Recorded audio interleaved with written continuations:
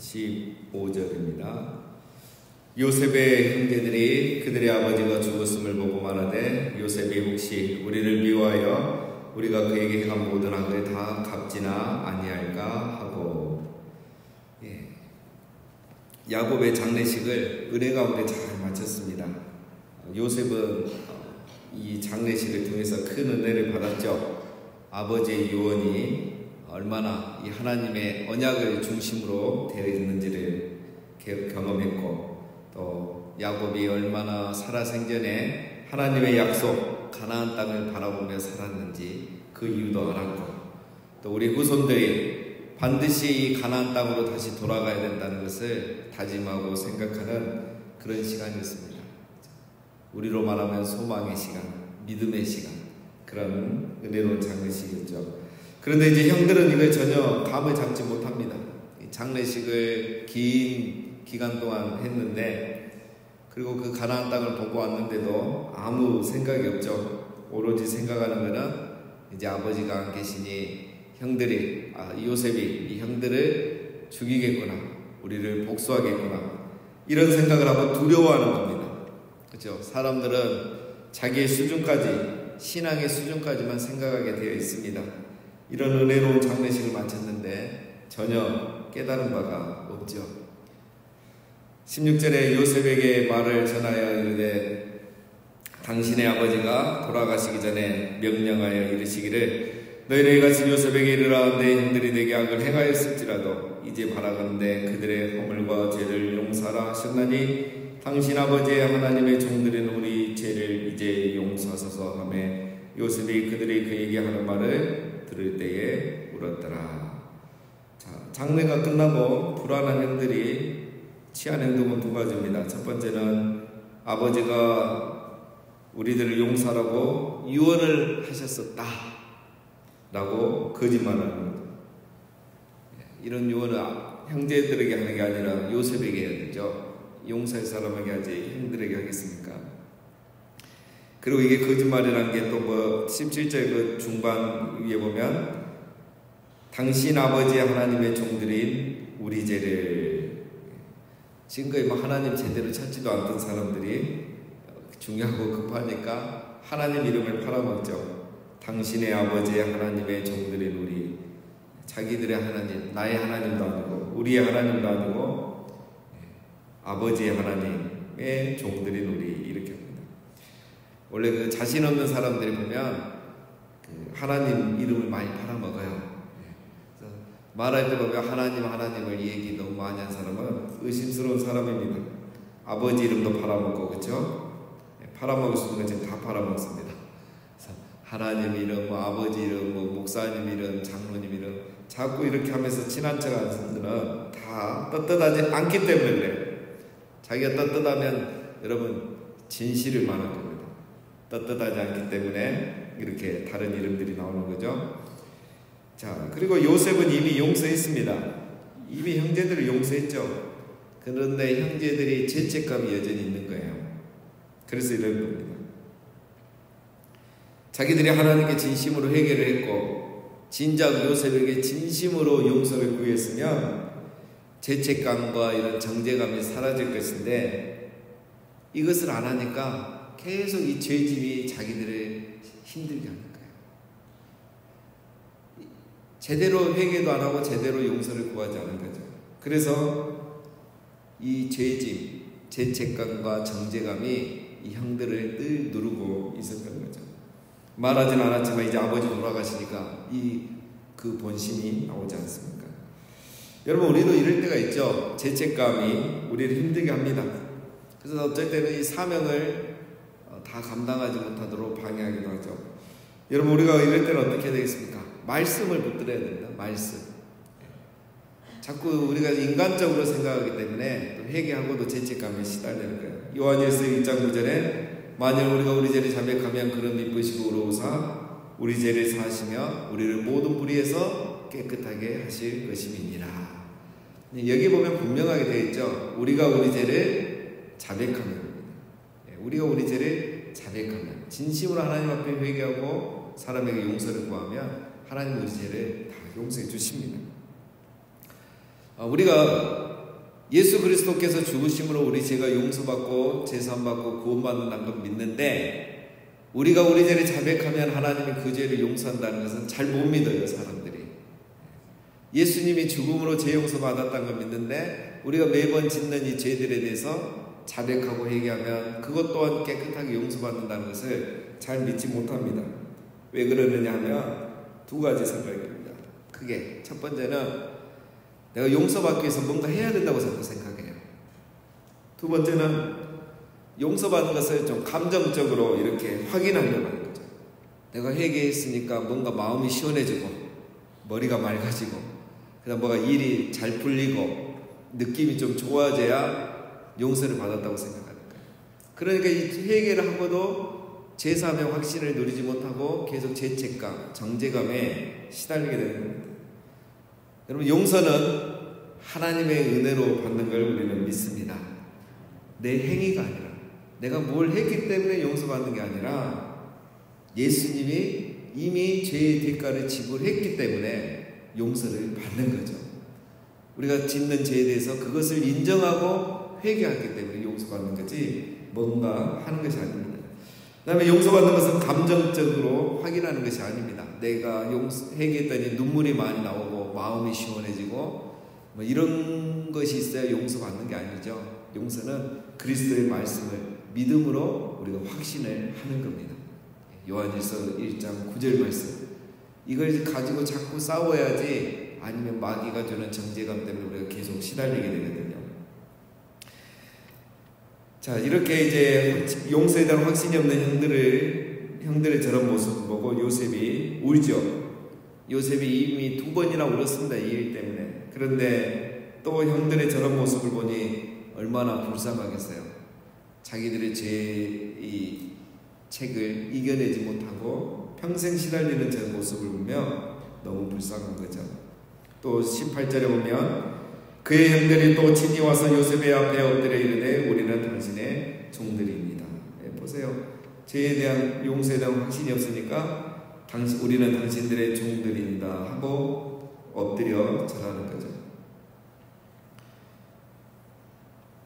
여기 보면 이제 우리를 그냥 용서해달라 이렇게 말하면 되는데 지금도 그 말이 안 나오죠. 앞에서 17절에서는 자기들이 용서해달라는 말은 아니고 야곱이 아버지가 용서해주라고 말했다 이 말을 한 거고, 18절에서도 용서해달라 이렇게 하면 되는데 그렇게 말하지 않고 우리는 당신들의 종입니다 이렇게 말하는 거예요. 이 안에 이미 이 죄사함과 용서와 용서받는 것에 대한 개념이 없는 거죠. 그리고 진심으로 뉘우치거나 또 회개했다는 것도 없다는 것이고, 그 다음에 이제 제일 보면 형들이 지금 어떤 그런 자기들의 죄와 실수와 어떤 그런 것보다도 뭐에 지금 더 시달리고 있냐면 두려움에 시달리고 있는 거죠. 두려움. 자기들의 실수 때문에, 과거의 죄 때문에 죽을 수도 있다는 이 두려움이 그들을 사로잡고 있는 거예요. 그래서 요셉이 뭐라고 합니까? 19절에 요셉이 그들에게 이르되 두려워하지 마소서, 내가 하나님을 대신하리이까. 당신들은 나를 헤아려 하였으나 하나님은 그것을 손으로 바꾸사 오늘과 같이 많은 백성의 생명을 구원하게 하시려 하셨느니. 요셉이 19절에 보면 내가 당신들을 용서했습니다 이렇게 말하지 않고 두려워하지 말라 이렇게 말하죠. 용서하겠다고 말하지 않고 두려워하지 말라. 지금 이것은 내가 용서하고 용서하지 않는 문제가 아니다. 이제 그 문제는 이미 끝났고 내가 용서 다 했고 그거에 대해서 더 이상 개의치 말라고 이미 얘기 다 하지 않았느냐. 이거는 내가 용서하고 용서할 문제가 아닙니다. 왜? 중요하죠. 하나님의 섭리의 문제인 거예요. 내가 하나님을 대신하리니까. 정말 중요한 말씀입니다. 내가 용서할 그런 자격도 없고 그런 문제가 아닙니다. 내가 하나님을 대신하니까. 하나님이 이 큰 계획을 가지고 우리 가정을 이렇게 이끌어왔는데 내가 뭘 형들이 약하다고 판단하고 정죄하고 그 죄값을 물을 자격이 있겠습니까? 아닙니다. 형들은 나를 미워했고 하나님은 그것을 선으로 바꾸사 하나님의 크신 계획을 이루셨습니다. 그런데 내가 어떻게 형들을 미워하고 심판하고 벌해줄 수 있겠습니까? 할 수 없습니다. 내가 하나님을 대신할 수 없습니다. 여러분, 바로 이게 신앙의 고백인 것입니다. 그럼 아담과 하와가 무슨 죄를 지었습니까? 아담과 하와가 지은 죄가 내가 하나님을 대신하려고 한 거예요. 선악과 먹는 게 뭡니까? 하나님처럼 되는 거예요. 그게 하나님을 대신하는 겁니다. 선악과를 먹는다는 것은 우리가 매일 먹고 있는 거예요. 하나님을 대신하는 것, 하나님처럼 하려는 것, 하나님 해야 될 일을 내가 하고 하나님 말씀하셔야 될 일을 내가 말하는 게 하나님을 대신하는 것이고, 그게 바로 선악과를 먹는 것입니다. 오늘 요셉으로 말하면 뭐겠습니까? 내가 상처받았으니까, 형들이 죄를 지었으니까, 나한테 잘못했으니까 내가 복수하겠다는 것이 하나님을 대신하는 거예요. 하나님의 섭리 가운데 모든 일이 진행되었지만 요셉을 미워하고 악을 행한 것은 형들의 죄이고요, 형들의 죄는 하나님이 벌하시는 거죠. 이게 하나님의 섭리 가운데 있었어요. 그 섭리 가운데 형들은 악을 행했고 요셉은 피해를 본 거죠.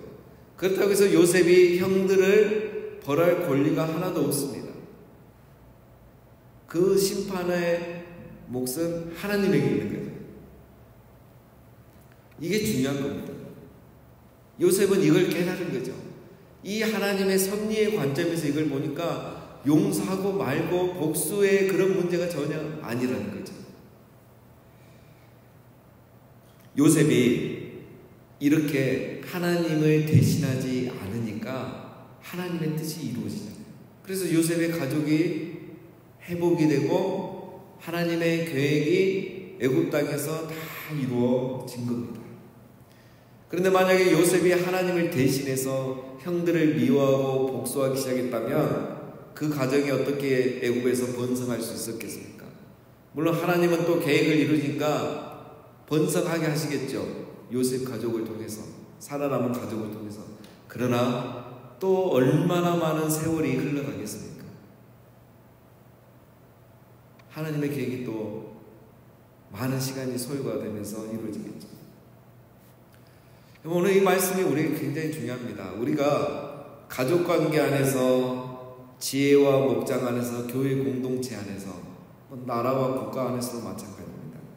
우리가 하나님을 대신하는 그런 죄와 유혹으로부터 우리가 벗어나고 승리할 수 있기를 주님의 이름으로 축원합니다. 그럼 내 입장에서 생각하니까 우리가 하나님을 대신하려고 하는 거예요. 내 입장에서만 판단하니까 우리가 하나님을 대신해서 하려고 하는 거예요. 그러니까 하나님의 뜻이 이루어지지 않는 겁니다. 교회와 공동체가 세워져 가야 되는데 그게 자꾸 미뤄지는 거예요. 내가 하나님을 대신하지 않고 하나님께 맡기는 것이 신앙인 줄로 믿습니다. 이거를 어려운 말로 표현하면 우리가 잘 아시는 하나님의 주권을 인정하는 거예요. 로드십. 하나님의 주권을 인정하는 것이 바로 내가 하나님을 대신하지 않는 겁니다. 신앙이란 하나님의 주권을 인정하는 것입니다.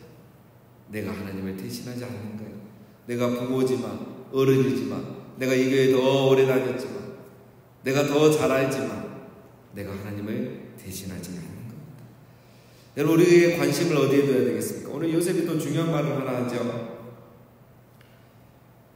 요셉이 하나님을 대신하지 않는 이유가 또 하나 있습니다. 이 말씀에 보면은 20절 마지막에 보면 하나님은 그것을 선으로 바꿔서 오늘과 같이 많은 백성의 생명을 구원하게 하시려 하셨나니. 요셉은 안 겁니다. 하나님의 계획은 우리가 서로 미워하고 복수하고 이런 문제가 아니고 이 모든 것들을 통해서 많은 백성의 생명을 구원하는 게 하나님의 관심이라는 걸 알고 있는 거죠. 요셉을 통해서 애굽 백성을 구원하고 이웃나라 백성들을 구원했고, 그 다음에 무엇보다도 자기의 가족과 형제들을 구원하는 게 하나님의 관심이고, 이것이 가장 중요하다는 걸 요셉이 안 겁니다. 그래서 요셉의 관심은 생명을 구원하는 것이 있습니다. 이것이 또 하나님의 관심인 걸 그는 알고 있었던 거죠. 그런데 어떻게 생명을 살리기 위해서 하나님이 이 큰 일을 행하셨는데 내가 어떻게 생명을 미워하고 생명을 죽일 수가 있겠느냐 말이에요. 감히 어떻게 복수를 생각할 수 있겠느냐 이겁니다. 여러분, 신앙의 성숙은 생명에 대한 관심으로 나타나는 겁니다. 생명을 소중히 여기는 게 참 신앙이에요. 한 생명, 한 영혼을 소중하게 여기는 거예요. 그래서 함부로 말하지 않고 사람을 함부로 대하지 않는 거예요. 사람을 대할 때 일로 대하지 않고 생명으로 대하는 거예요. 사건으로 대하지 않고 소중한 생명으로 대하는 거예요. 그게 바로 신앙이에요. 요셉이 이런 하나님의 마음을 품은 겁니다. 생명의 주인은 누구입니까? 하나님이시죠. 생명의 주인은 하나님이시죠. 그런데 어떻게 내가 하나님을 대신해서 생명을 해하거나 상처를 주거나 복수를 할 수 있겠습니까? 그 생명의 주인은 하나님이십니다. 요셉이 할 수 있는 것은 사랑하고 용서하고 생명을 살리는 것이 나의 일이라는 것을 요셉은 알았던 것입니다. 여러분, 우리가 사람에게 관심을 갖고 한 생명, 한 영혼에게 관심 갖고 어떻게 하든 이 생명이 한 사람이 즐겁고 행복하고 잘 세워져 가도록 생명을 살리는 일에 관심을 갖는 우리 모두가 다 되시기를, 그래서 우리가 하나님을 대신하지 않고 오히려 하나님의 뜻을 이루어드리는 그런 종으로 쓰임받기를 주님의 이름으로 축복합니다. 21절, 당신들은 두려워하지 마소서. 내가 당신들과 당신들의 자녀를 기르리이다 하고 그들의 강목한 말로 이루어했다. 요셉이 두려워하지 말라고 하죠. 내가 형들과 또 모든 자녀들까지 다 책임지겠다고 강목한 말로 이루합니다. 이렇게까지 말하는 것은 제발 이제 더 이상 두려워하지 말라. 내가 그런 일 하지 않겠다.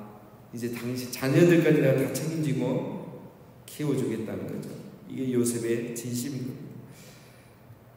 22절, 요셉이 그의 아버지의 가족과 함께 애굽에 거주하여 110세를 살며 에브라임의 자손 3대를 보았으며 므낫세의 아들 마길의 아들들도 요셉의 스라에서 양육되었더라.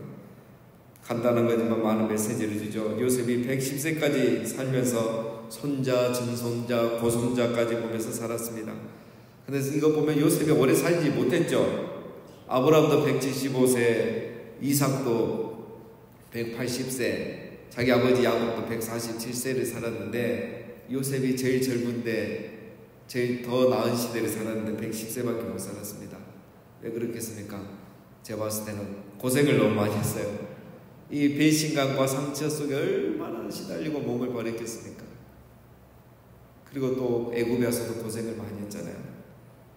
그런데 오래 살지는 못했고 고생은 많이 했지만 제일 짧게 살았지만 제일 행복하게 살았어요. 3대를 본 거예요. 4대까지 본 겁니까? 요셉이 젊었을 때 고생하고 정말 힘들게 살았지만 고손자까지 보며 제일 행복하게 산 거예요. 하나님께서 요셉을 그가 당한 고난만큼이나 가장 크게 진하게 행복을 누리며 살아오게 하신 겁니다. 여러분, 우리가 고난을 많이 받으면 하나님의 위로하심도 그만큼 큰 겁니다. 오늘 요셉이 그런 은혜를 받은 거예요. 24절, 요셉이 그의 형들에게 이르되 나는 죽을 것이나 하나님이 당신들을 돌보시고 당신들을 이 땅에서 인도하여 내사 아브라함과 이삭과 야곱에게 맹세하신 땅에 이르게 하시리라 하고, 이게 이제 요셉이 이번 장례를 통해서 확실히 깨달은 거죠. 그러니까 내가 죽더라도 또 걱정하지 마시라. 하나님이 우리들을 돌보시고 가나안 땅으로 다 인도해 주실 겁니다. 그러니까 이 사명을 바라보고 이 약속을 바라보면서 살아야 됩니다 라는 거죠. 그래서 요셉이 이제 또 유언같이 합니다. 요셉이 또 이스라엘을, 25절, 요셉이 또 이스라엘 자손에게 맹세시키기를 하나님이 반드시 당신들을 돌보시느니 당신들은 여기서 내 해골을 메고 올라가겠다 하였더라. 요셉이 110세의 죽음에 그들이 그의 몸에 향기를 넣고 애굽에서 입건하였더라. 요셉이 마지막도 죽지도 않았다 벌써 말을 하죠. 그래서 당신들이 후손들이 죽을 때에 내 해골을 메고 나가야 된다. 그래서 요셉은 아버지 야곱처럼 자기의 장래, 매장을 가나안 땅에 하라고는 안 하죠. 유예를 시킵니다. 일단 이곳에 매장을 하고 반드시 하나님 우리 백성을 가나안 땅으로 인도할 건데 그때는 내 해골을 다시 가지고 와서 가나안 땅에 매장해달라. 정말 대단하죠. 이런 믿음으로 유언을 벌써 하는 거예요. 여러분, 오늘 우리가 이제 창세기를 살펴봤는데 요셉이나 야곱이나 그 마지막 죽음이 너무 아름답습니다. 오직 바라보는 게 뭡니까? 하나님의 약속. 지나온 삶은 치열했지만 이들의 삶의 결론은 하나님의 약속, 하나님의 말씀, 그리고 그 말씀하시고 약속하신 하나님. 내가 이렇게 살아왔다는 이야기가 없습니다. 다 하나님에 대해서 말하고 하나님의 약속에 대한 이야기로 끝이 납니다. 근데 우리는 알고 있죠. 처음부터 이런 사람들이 아니었다는 것을. 자, 창세기의 결론은 그겁니다. 하나님이 아브라함과 이삭과 야곱을 이렇게 만들어 가신 겁니다. 원래 이런 사람이 아닌데 하나님이 이들이 이제 그 인생을 마감할 때는 하나님을 바라보고 하나님의 약속을 붙드는 믿음의 사람으로 이렇게 세워 가신 겁니다. 하나님은 오늘도 마찬가지입니다. 우리를 사랑하시고 우리를 이렇게 아브라함, 이삭, 야곱, 요셉처럼 우리를 믿음의 사람으로 인도해 가시고 거느리시고 그런 사람으로 우리를 세워 가실 줄로 믿습니다. 그래서 우리가 해야 될 일은 이 족장들처럼 마지막까지 하나님 말씀, 약속 붙들고 하나님 바라보면서 믿음의 길을 가는 것입니다.